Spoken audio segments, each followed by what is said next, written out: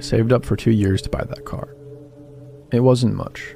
A beat-up 98 Civic with 190,000 miles on it, rust crawling up both rear panels, and a check engine light that had been on so long the previous owner said he forgot it was there. But I was 19 and it was mine, and I paid $1,400 cash for it, which at the time felt like the biggest moment of my life. My uncle, who was a mechanic and who never lets you forget it, looked it over with me the day I brought it home. He walked around it once, crouched down, stood back up, and told me I had my work cut out for me. The brake pads were shot, the coolant reservoir was cracked, the rear driver's side wheel had a slow leak that would strand me inside a month if I ignored it. He wasn't trying to kill my excitement, he was just being straight with me. He said give it the summer, do it right, and in the fall I'd have something solid. So that's what I did, or tried to. The problem was I was working doubles at a restaurant most of that summer, and my uncle was only free on the weekends, and half of those weekends something came up, so Civic sat in our driveway from the end of May all the way into August without really moving. I'd go out and sit in it sometimes, turn the key just to hear it idle, but I wasn't driving it anywhere, and I definitely wasn't spending money on gas for a car I couldn't properly use yet. My uncle kept telling me to be patient. That summer, though, I had very little of it. I started noticing things around mid-July. The first thing I noticed was the seat. I'm not a big guy, maybe 5'10", and I keep the driver's seat pushed back pretty far because I like room. But a couple of times, when I went out to the car, the seat was closer to the wheel than I left it. I didn't think much of it at first. I figured my younger brother had been sitting in it messing around, since he thought the car was cool and was always asking to sit in it. I asked him about it once, and he kind of shrugged and said, "Yeah, maybe," and I left it at that. Then I noticed the smell. It wasn't overwhelming. It wasn't even immediately obvious. It was just this faint stale warmth when you opened the door, like a closet that hadn't been aired out in months. But it was July. The car was sitting outside in the heat every single day. I figured it was just getting hot inside with the windows up and left it at that too. The thing that finally made me pay attention was the food wrapper. I came out one morning to grab something from the glove box and found a gas station sandwich wrapper stuffed under the passenger seat.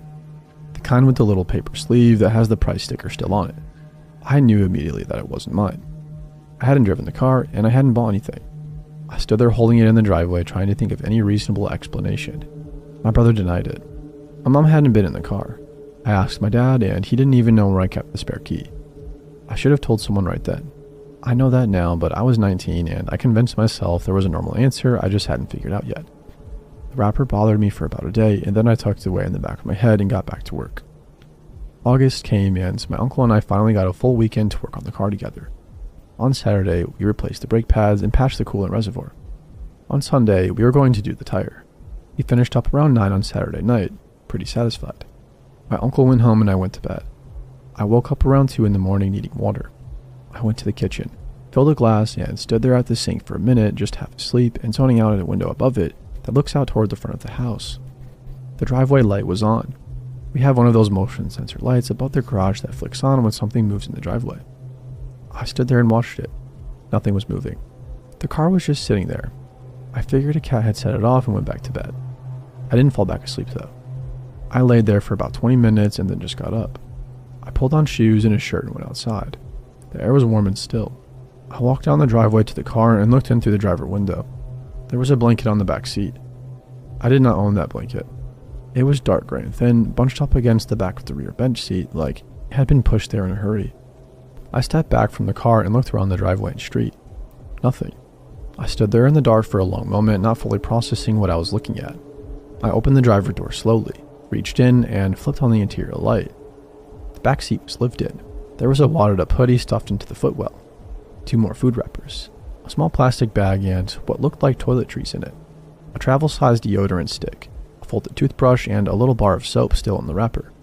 There was a phone charger cable coiled up on the seat, though I didn't see a phone, and there was a library paperback, the kind with the little barcode sticker on the spine, folded open face down to hold the page. My stomach dropped. Somebody had been sleeping in my car, not breaking in to steal something, not rifling through it for change, sleeping in it, regularly, the whole summer maybe. The seat being moved, the smell, the wrapper in July, all of it landed on me at once standing there in the driveway at 2 in the morning. I backed up to the house and went inside and locked the door behind me. I woke my dad up. He came out there with me and we looked at it together and he called the police. 2 officers came out and looked through the car. They confirmed everything I'd seen, and then one of them found something I'd missed. A backpack shoved away under the passenger seat, pushed so far back you couldn't see it unless you were flat on the ground looking under. Inside was a change of clothes, some money, a few granola bars, and a wallet with an ID in it. The officer looked at the ID for a moment and then looked at his partner and said something I couldn't hear. They didn't tell me much beyond that. They took the backpack. They asked me a few questions about whether I'd seen anyone around the car, whether anything was damaged or stolen, and whether I had any idea how long this had been going on. I said no to all of it. One of the officers walked the perimeter of the yard and down to the end of the street with a flashlight while the other one finished up with us. Nobody was found that night. I don't know who it was. The officers wouldn't share what was on the ID, and I was too rattled to push. My dad thought it was probably somebody homeless just looking for a dry, safe place to sleep, and that their intentions were never anything bad toward us. He might be right about that. That's probably the most likely answer. But I keep coming back to small things that don't fit the explanation cleanly. The motion light only triggered that one time, meaning whoever it was had learned where the sensor was and how to avoid it. The seat was always readjusted back close to how I had it. Not perfectly, but close. Like someone paying attention to detail. And the library book. I went back and looked at it before the police took everything. I looked at the spine. It was checked out under my name. I had never been to that library. I had never had a card at that library. I was on the wait list for a new job in a different city and had an address on file at several places around town. I don't know how somebody got my name on that book. The officers noted it and said it was likely a coincidence, a common name, or a clerical error. Maybe. I got the car running by the end of August. It drove well, all things considered. I ended up selling it the following spring when I moved for work. Got about $900 for it, which felt fair. I still think about that blanket sometimes. How many nights someone was out there while I slept inside. How routine it had been for them. The same seat, the same corner of the back seat, the same quiet driveway. How I never heard a thing at all.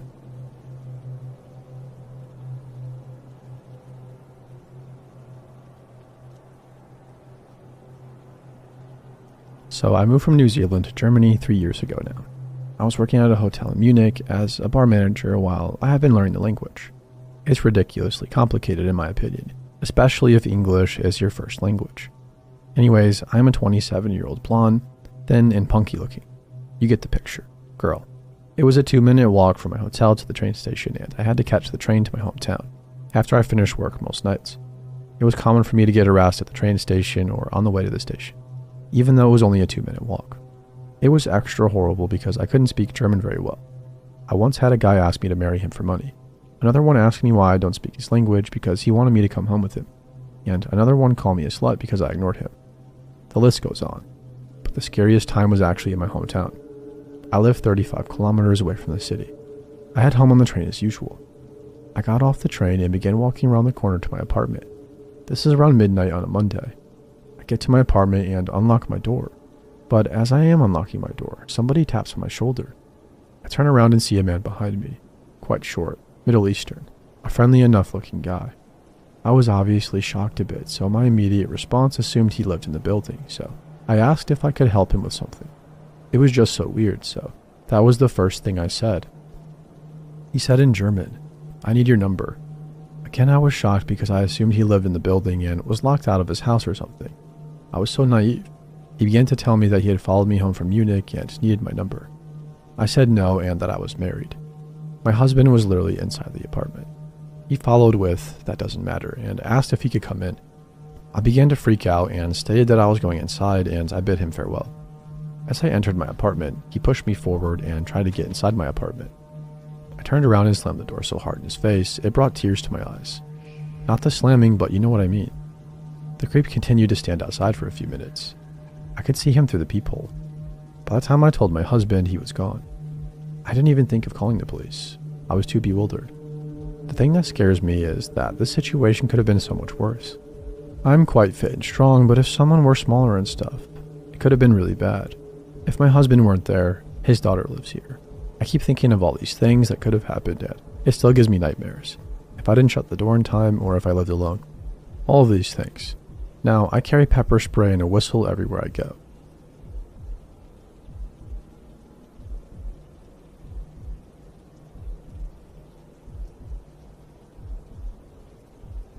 I was 9 or 10, and this is back in the early 90s when latchkey kids were fine and nobody blinked an eye.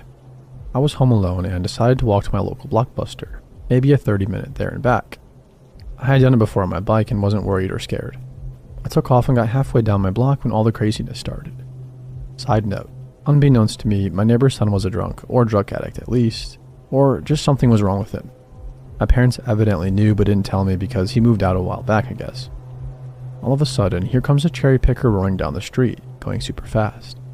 I remember because several other cars passed and this one made me jump and look up. There was a man shirtless on the top of the cherry picker hollering stuff like, "Woohoo, yeah," and your basic drunken BS. I immediately felt uncomfortable and before I could decide what I wanted to do, he saw me. He yelled something out at me and threw a beer bottle out.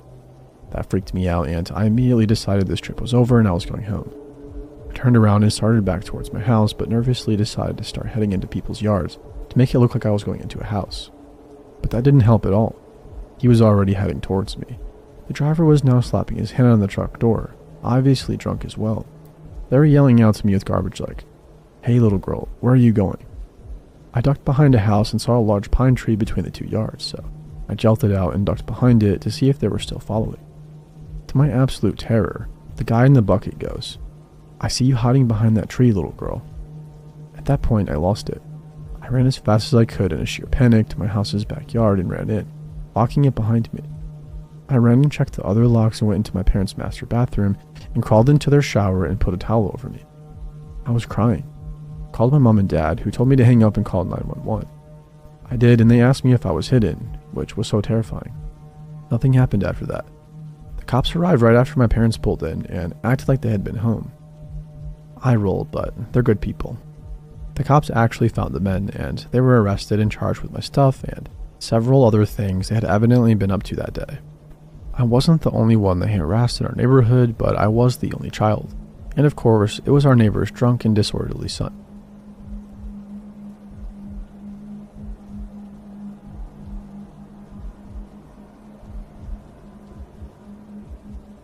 I've been walking dogs professionally for about 4 years now. It started as something to fill time between other jobs and turned into an actual living, which surprised me more than anybody.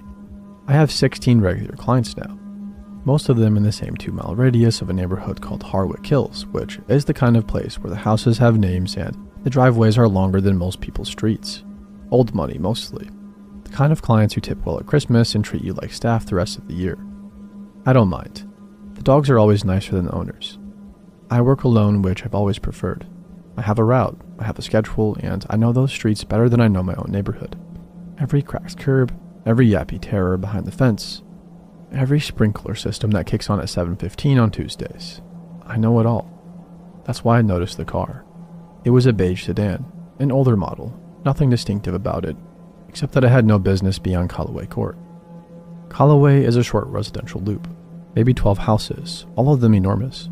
The kind of street where every car belongs to a driveway. Nobody parks on the curb on Callaway Court. There's nowhere to go on foot from there. No bus stop, no park, no coffee shop. You are either visiting someone or you're not supposed to be there. I noticed it the first time in early March. I walk a golden doodle named Biscuit who belongs to the Harmon family on Callaway every Tuesday and every Thursday at 9 a.m. I remember seeing the beige sedan parked along the far end of the loop and thinking vaguely that it was out of place, then forgetting about it completely by the time Biscuit found something dead to sniff in the hedges. I still didn't think about it again until 2 weeks later when it was there again. Same spot, same car. I actually slowed down when I saw it because something in my brain flagged it before I consciously recognized why. I looked at it as we passed. The windows were slightly tinted, enough that I couldn't see clearly inside. I noticed the back seat looked cluttered, with dark shapes and bags maybe. I kept walking. Then it was the following Thursday, and the Tuesday after that. I started paying closer attention. I began to realize the car was only ever there on Tuesdays and Thursdays, my Biscuit days. I told myself that was a coincidence, that I was probably just failing to notice it on the other days, or that a car sitting on a street wasn't a crime and meant absolutely nothing. I gave myself every rational exit from the thought and took all of them. But I started clocking it, quietly and privately, in the notes app on my phone. March 4th, beige sedan, far end of Callaway. March 7th, same car, same spot. March 11th, there again. By the time April arrived, I had 14 entries and the car had been there for every single one of my Tuesday and Thursday visits without a single exception. Not one. In all that time, I never saw anybody get in or out of it. I want to be clear about something to you. I'm not a paranoid person, I've walked alone through that neighborhood at 7 a.m. in November dark, and it never once crossed my mind to be scared. I'm practical, so it took me a long time to say out loud, even just to myself, what the pattern actually suggested. That somebody in that car knew my schedule, that they were there because of me. I mentioned it to my friend Kara in late April, and she immediately told me to call the police.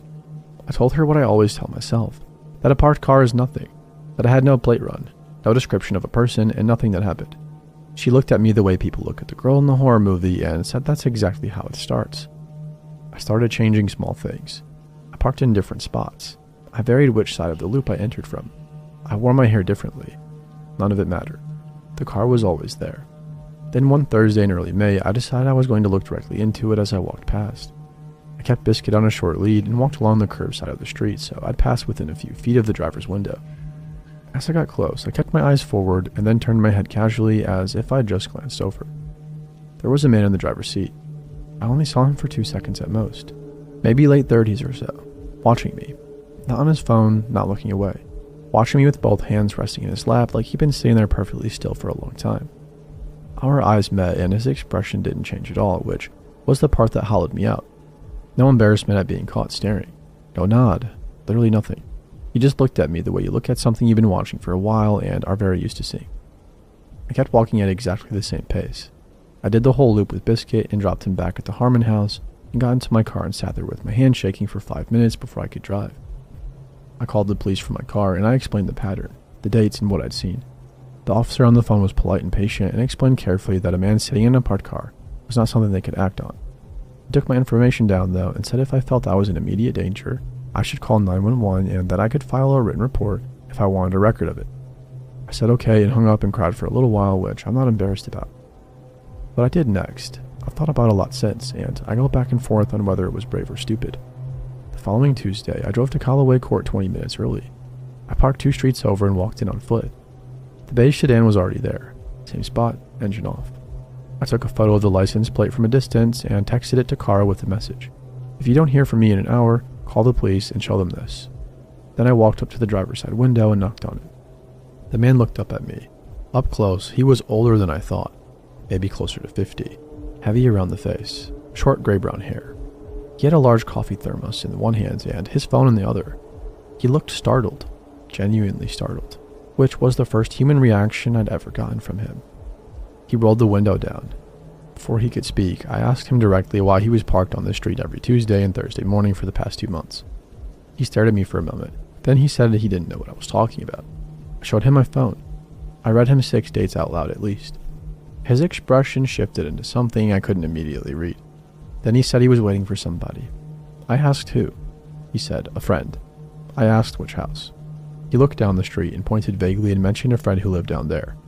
I asked for the name. He said he didn't see why that was any of my business. I took a step back from the window and said I'd already sent his plate to someone and that if he didn't tell me the truth right now, I would call 911. My voice came out steadier than I felt. Something changed in his face. Not in a softening way, like in a deciding way, like he was working something out behind his eyes. He smiled and said he was just a guy having his morning coffee. Said some people like a quiet street, and that I should have a good day. After that, he rolled the window up. I walked back to my car fast, not running but close, and I drove straight to the police station in person rather than calling. I sat down with an officer and laid out everything. The dates, the photos I'd taken, the conversation. The officer this time was more engaged. He ran the plate while I sat there. The car had 2 prior restraining orders attached to the registered owner's name, both filed by women, both in the last 3 years. The officer's whole demeanor changed. He made a call. Within 40 minutes, there were 2 plainclothes officers parked on Callaway Court. The beige sedan came back that Thursday at 8:50 a.m. They arrested him before I even arrived for my walk. Found out later from the detective who called me that afternoon that they found a folder in his back seat. Printed photographs, schedules written out in a notebook. My name, which I had never given him, was written at the top of the page with my license plate number, the make of my car, my Tuesday to Thursday route mapped out by hand, and 2 addresses I recognized as my own. My apartment and my parents' house 2 towns over. He had been doing this long enough to know where I lived and where my family lived. I don't walk alone in Harwood Hills anymore. I have a partner now, another walker named Theo who covers the same neighborhood on different days, and we overlap intentionally. I got a new car. I moved apartments. I think about the moment he smiled and rolled that window up, like he was completely unbothered. Like whatever came next, he already had it thought through. I wonder what Tuesday would have looked like if I never knocked on that window. If I just kept telling myself a parked car is nothing. I wonder how much longer the folder would have gotten.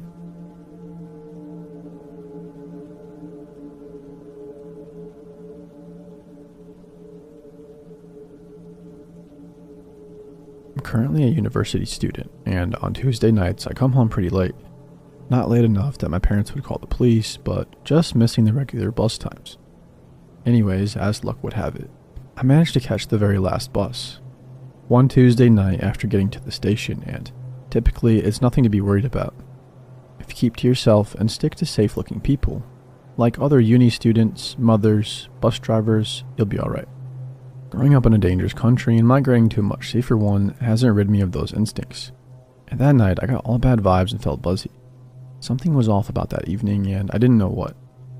We get to the main stop, the shopping center, and I find out that the bus has terminated its route. It's done for the night. Thanks. Well, shit. It's dark, it's late, and I can't drive. My parents can't pick me up because they're at yoga and I'm too broke to afford a taxi, so I have to walk home. The exercise will be good for me, I think. Now from the shopping center, it would take me a good 20 to 30 minutes to reach my house. That's if I power walked. I could probably run home, but screw that. When you leave the shops, if you follow the road, there's a local Catholic school, a public library, a public school, and a few bus stops along the way. Near the library is a traffic intersection. The most brightly lit area of this entire road. But it's also a very small square. It's a joke, honestly. As I'm walking, it takes me less than a second to realize how dark it was on that street. In front of me is a girl who looks about my age, Asian, and she's walking fairly quickly. Understandable. From the corner of my eye across the road, I see a man kind of half jogging, half walking. And I'm not sure what he's up to, but it was just weird. I kept an eye on him and the girl. At the intersection, my friend is there, and he greets me enthusiastically with a hug and a kiss on the cheek. He momentarily distracts me from the weird running dude and the girl. Between my friend and me greeting each other, I completely miss when the guy crosses the street and is in my path. My friend turns out to be a jerk and just leaves even after I told him about the weird dude. I'm not far from the creep and the girl now, but he's talking to her, and if a guy has any common sense, he will not speak to a girl or woman while she's alone at night because we've all heard of the horror stories. By this stage, I've quickened my pace into a sprint, holding onto my backpack so that my laptop inside won't make so much noise, and I'm assessing my very limited options on how to save this poor woman. I'm a very small, very unintimidating Asian girl, and the guy looks taller the closer I got. I felt very small and incredibly stupid for doing this because I was still kind of far, but I have crazy good eyesight, and the street lights were hitting his face, so I could make it out accurately enough in case I needed to identify him. He was a white male, early 30s to 40s, with brown hair, wearing glasses, a striped long-sleeve top, and brown khakis. His eyes were really big though, kind of like that face you make when someone surprises you with something particularly scandalous. And I come up with what was probably the most stupidly brilliant plan I've ever concocted.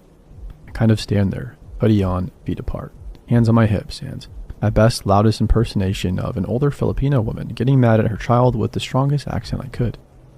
Honestly, if I were a bit taller, I might not have gotten away with this. What are you doing, huh? You were supposed to be home already. And talking to a boy, huh? Excuse me, look at me while I'm talking to you. I did not raise you to be like this. And I don't remember exactly word for word what I said, but I'm basically copying whatever my mom says when she's angry with me. The entire time I'm yelling, I can see the guy trying to inch away, and the girl looks so bewildered, like a deer caught in the headlights. At this stage, honestly, I'm expecting her to run away. I turn to the guy. And where do you think you're going, huh? I will crush you. He literally ran for it. Like I swear, it was like watching a cartoon. The girl was still standing there, and I took off my hood and waved to her.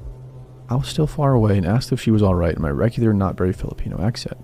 She was just staring at me. I apologized if I scared her, but I had to get him away because my younger sister would tell me about a creepy guy that corners young girls in the park, not far from where we live. Anyways, we hugged and exchanged names and numbers, and now we're basically friends forever. It turns out she doesn't live very far and didn't even realize what was happening until she couldn't get away from the creep.